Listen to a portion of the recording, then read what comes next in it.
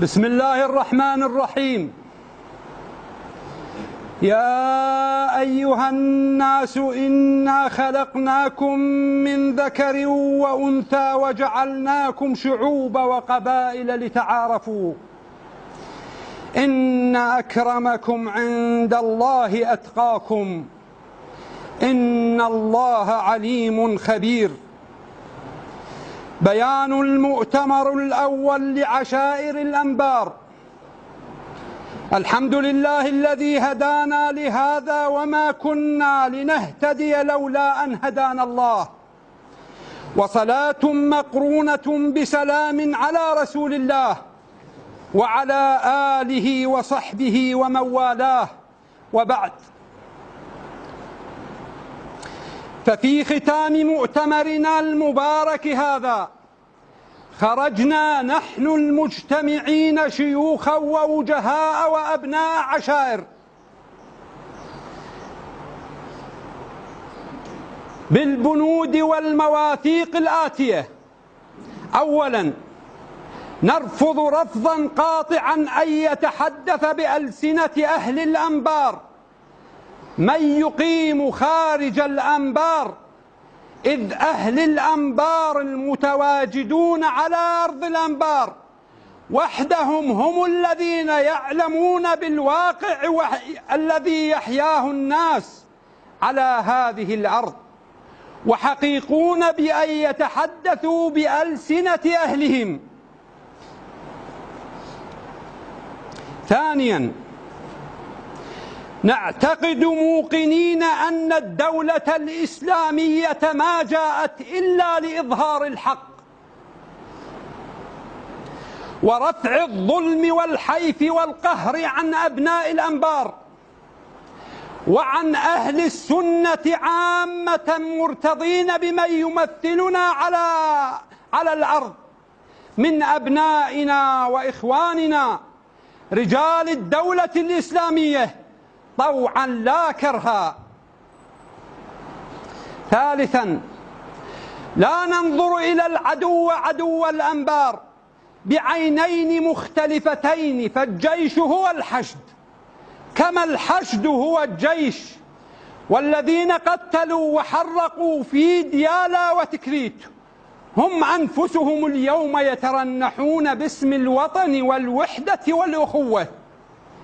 واسألوا الحويجة وسارية والفلوجة وبرك الدم التي ملأت العرصات والساحات والشوارع، دم من هذا؟ أليس دم المسلمين؟ رابعا، نقر واثقين بأن المرجعية التي تفتي للجيش هي نفسها التي تفتي للحشد، مرجعية معروفة أصولها وجذور فكرها، مرجعية تأخذ الأوامر من قم وطهران، وأن القائد العام للقوات المسلحة هو ربيب إيران ومنصب بأمر من طهران التي جاءت تثأر لحرب الثمانينات حاملة الحقد الدفين على أهل السنة في العراق. خامسا، من مسلمات ديننا الحنيف وقرآننا الكريم وسنة نبينا محمد صلى الله عليه وسلم أن اليهود والنصارى أعداء محاربون للإسلام على مر العصور، لذا فإننا نعد طاغوت العالم الأكبر أمريكا أخزاها الله ومن حالفها من الصليبيين الحاقدين أعداء محاربين لدين الله تعالى، واجبا قتالهم وقتال أذنابهم ممن يريدون لأهلنا وأبنائنا الذل والهوان وأن يكونوا خدما لأرذل الناس. سادسا، ندعو أهل الأنبار كافة ممن يقطنون بخارج الأنبار للعودة إلى أراضيهم وبين أحبابهم، وأن يشمروا عن سواعدهم للدفاع عن مدنهم وإعمارها. سابعا، ندعو العشائر التي تنتسب إلى الأنبار وتحمل السلاح لمقاتلة إخوانهم وأبناء جلدتهم إلى نبذ السلاح والعودة إلى أحضان أهليهم وذويهم. فلا سليمان يدوم لهم ولا حشد، ولا عامري يذود عنهم ولا خزعلي. ثم لنعتبر بالعشائر العربية الأخرى في صلاح الدين والديالى وما آلت إليه حالهم بعد دخول الحشد الصفوي إلى ديارهم. وختاما، إن إخوانكم شيوخ ووجهاء العشائر المقيمين على أرض الأنبار ليتعهدون لأبناء الأنبار ممن هم خارج الأنبار ولديهم مشكل ما، أو ممن يحملون السلاح لمقاتلة أبناء جلدتهم في الدولة الإسلامية، بأنهم سيكونون لهم خير ظهير في تصحيح مسارهم وتجاوز ما صدر عنهم من أخطاء في حق أنفسهم وحق إخوانهم من جند الدولة الإسلامية، ليعودوا مكرمين إلى صفوف المسلمين. نقول هذا وفي أذهاننا قول القرآن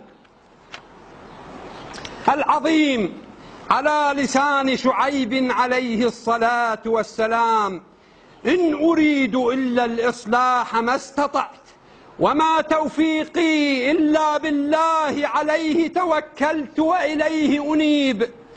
هذه بنود ومواثيق نعاهد الله تعالى على الالتزام بها، كما نقول لأهلنا في الأنبار: أبشروا أبشروا فإن النصر والظفر حليفاكم، وتالله إن دماءنا ورقابنا وأرواحنا دونكم. ربنا لا تؤاخذنا إن نسينا أو أخطأنا، ربنا ولا تحمل علينا إسرا كما حملته على الذين من قبلنا، ربنا ولا تحملنا ما لا طاقة لنا به، واعف عنا واغفر لنا وارحمنا، أنت مولانا فانصرنا على القوم الكافرين. وآخر دعوانا أن الحمد لله رب العالمين، والصلاة والسلام على نبينا محمد صلى الله عليه وسلم وعلى آله وصحبه أجمعين، والسلام عليكم ورحمة الله وبركاته.